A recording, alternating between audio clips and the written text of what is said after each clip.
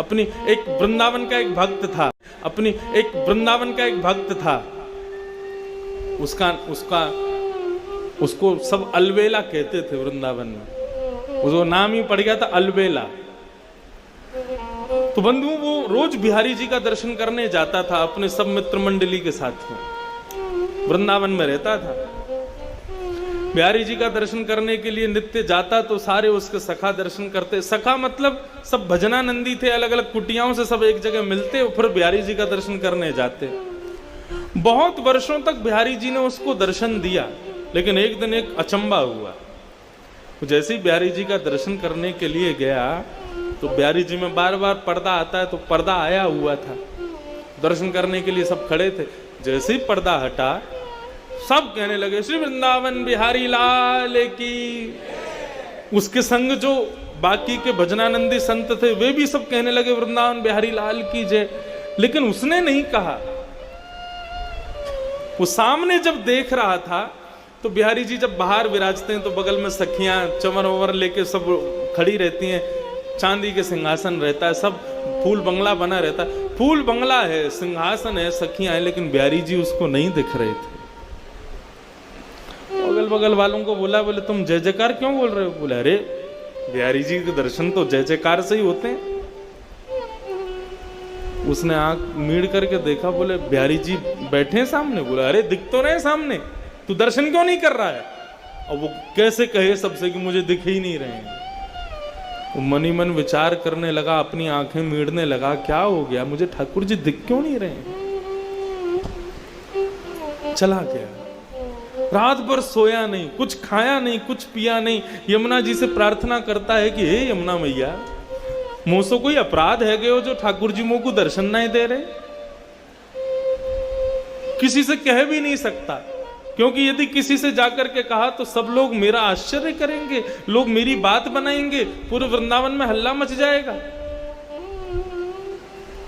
शाम को प्रणाम करके पुनः बिहारी जी का दर्शन करने के लिए गया। बोले कल पता नहीं क्या हुआ, मैं देख नहीं पाया हूँ, मुझसे कोई अपराध बन गया होगा, आज बिहारी जी दिखेंगे।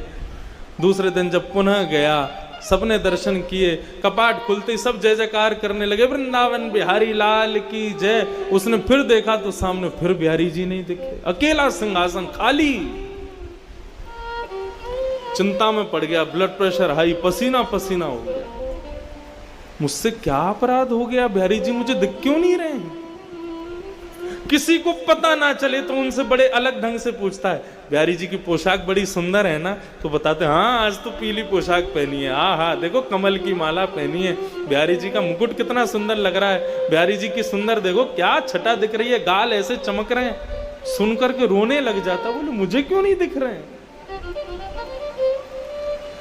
रात भर नहीं सोया, 2 दिन हो गए, ना सोया ना खाया ना पिया, कुछ नहीं, बस इसी चिंता में है कि बिहारी जी मुझे दर्शन क्यों नहीं दे रहे।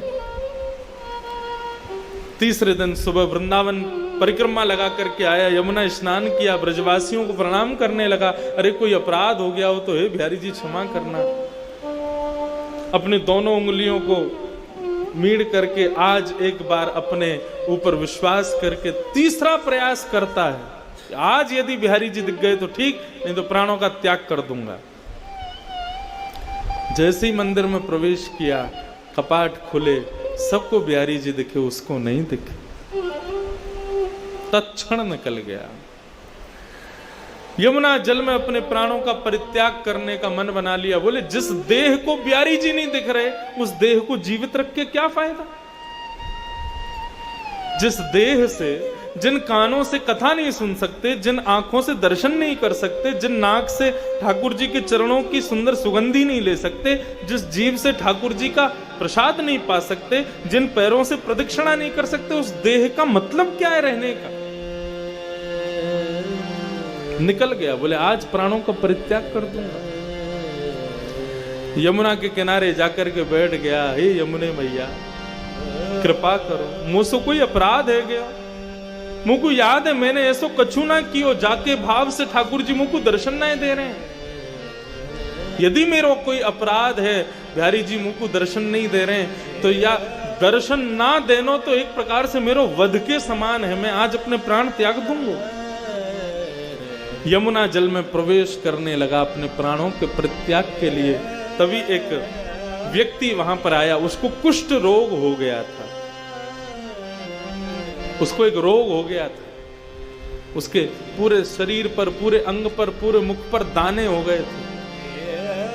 उस व्यक्ति ने आकर कहा, अरे महाराज रुको, अपने प्राण मत त्यागो, यदि तुम चले गए तो मेरा बहुत बड़ा घाटा हो जाएगा। बोला तुम्हारा क्या घाटा होगा? बोले बाहर तो आओ, मेरी बात तो सुनो। वो बाहर आए, उन्होंने कहा क्या बात है, क्या कहना चाहते हो? बोले महाराज मेरे को एक त्वचा का रोग हो गया है। बोले अच्छा, तो इसका इलाज करवाओ, मुझसे क्यों पूछ रहे हो? बोले कि मैंने इलाज करवाया लेकिन मेरा ये दूर नहीं हुआ। मैं वृंदावन आकर के रहने लगा, तभी एक संत ने मुझसे कहा कि भैया यदि तुमको अपना कुष्ठ रोग दूर करना है तो मैंने स्वप्न में तुमको देखा था, और स्वप्न में बिहारी जी ने मुझे प्रेरणा दी कि यदि मेरा भक्त अलबेला इसको कह दे, इसकी गुहार मुझसे लगा दे कि हे बिहारी जी इसका कुष्ठ रोग ठीक कर दो, तो ये ठीक हो जाएगा। अलबेला बोला ये कौन सी विचित्र बात बता रहे हो, तुमको रोग हुआ और मैं बिहारी जी से कहूं कि इसका रोग दूर कर दे, और बिहारी जी तुम्हारा रोग दूर कर देंगे? जो मुझे दर्शन नहीं दे रहे वो मेरी बात से तुम्हारा रोग कैसे दूर कर देंगे? बोले आपका क्या लग जाएगा, आपको केवल इतना ही तो कहना है बिहारी जी इसको ठीक कर दो, मैं ठीक हो जाऊंगा तो सब ठीक हो जाएगा, आप फिर जो चाहो वो कर लेना, इतना कहना ही तो है। उसने कहा ठीक है, तुम्हारी बात मान जाए तो बढ़िया है, मुझे तो दर्शन हो नहीं रहे बिहारी जी के। हे बिहारी जी मेरे से तो कोई अपराध हो गया, मुझे तो दर्शन दे नहीं रहे हो, लेकिन इस भक्त का भाव है यदि मैं कह दूंगा तो ये ठीक हो जाएगा, इसलिए मैं प्रणाम करके कहना चाहता हूं इस भक्त का कुष्ठ रोग ठीक कर दो। जैसे उन्होंने कहा इसका कुष्ठ रोग ठीक कर दो, उसके अंग के सारे रोग दूर होने लगे, एक एक करके उसका समस्त जो जितना भी उसके अंग पर जो भी पीड़ा थी सब दूर हो गई। वो भक्त देख करके आश्चर्य करने लगा, मेरे को दर्शन नहीं दे रहे, 3 दिन से मुझे दर्शन जिनका नहीं हो रहा, वो मेरे एक बार कहने पर तुम्हारे रोग को दूर कर रहे हैं, मुझे समझ नहीं आ रहा ये हो क्या रहा है। इतने में सामने सांवरे सलोने श्री बिहारी जी महाराज प्रकट हो गए, प्रकट होकर के उसको दर्शन दे दिया।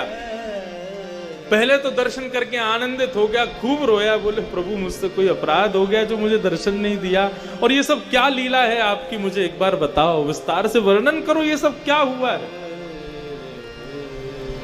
बिहारी जी कितनी अच्छी बात कहते हैं। बिहारी जी बोलते हैं वो संसार के लोग मेरे मंदिर में आते हैं, सब कोई भी शांत नहीं रहता है, बोलते ही रहते, बोलते ही रहते, बोलते अपने सब कष्ट मुझको बताते हैं, किसी के परिवार में कष्ट, किसी के शरीर में कष्ट, किसी की मैया से दुखी, किसी कोई पत्नी से दुखी, कोई बच्चों से दुखी, सब कष्ट में हैं, सब मुझसे आकर के यही मांगते रहते हैं कि हे बिहारी जी कृपा करो।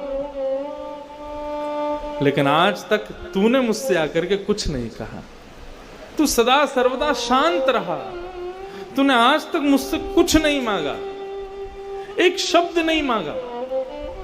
तू जब भी मंदिर में आता है शांत भाव से खड़ा रहता है, मेरा दर्शन करके चला जाता है, कभी मुझसे कुछ मांगता नहीं। तू लोगों के मांगने से मेरे अंदर ऐसा भाव प्रकट हो गया, मैं केवल देना ही जानता हूं, उसके अलावा मेरे पास कुछ नहीं है। लेकिन अलवेला मेरे से आकर के कभी कुछ नहीं मांगता है, तो जो मुझसे कुछ नहीं मांगता ऐसे व्यक्ति को मैं दर्शन कैसे दूं? वो मुझसे कभी कुछ मांगता ही नहीं है, उसको दर्शन देने का तो मुझे अधिकार ही नहीं है। मुझे स्वयं पर एक ऋण जैसा लगता है, तू कुछ मांगता नहीं है तो, क्योंकि संसार के लोग मांगते हैं, तू नहीं मांगता ना, इसलिए मुझे ऋण लगता है, ऐसा लगता है मुझ पर लोन चढ़ा दिया तूने, इसलिए उस ऋण से उऋण होना चाह रहा था मैं, इसलिए 3 दिन से भाग रहा था। ऋण मांगने वाले जब आते हैं तो ऋण देने वाला भाग जाता है। ऐसे ही तू रोज आता था तो मैं रोज चला जाता था कि इसका ऋण मुझ पर चढ़ा है, मैं कैसे दूर करूं उस ऋण को। लेकिन आज मैंने एक लीला करवाई, तू 3 दिन से रो रहा था मुझे दर्शन दो दर्शन दो, मैंने कि पहले तेरा ऋण चुकता होगा तभी तुझको दर्शन दूंगा। तो मैंने ऐसी योजना बनाई कि तेरे द्वारा कुछ तो मांगा जाए, तो इस कुष्ठ रोगी का कुष्ठ रोग दूर करने का भाव तूने मुझसे मांगा, तेरा ऋण उतर गया, मैंने तुझको दर्शन दे दिया। इसका मतलब दो भाव में है। इसका मतलब ये मत समझना कि बिहारी जी से हम कुछ मांगेंगे नहीं तो बिहारी जी अदृश्य हो जाएंगे, नहीं। अरे विचार करो, बिहारी जी के सामने जाकर के केवल शांत रहोगे, कुछ कहोगे नहीं, केवल बिहारी जी का दर्शन करोगे, अपने मनोभाव कुछ नहीं व्यक्त करोगे। शांत व्यक्ति ठाकुर जी को अति प्रिय है।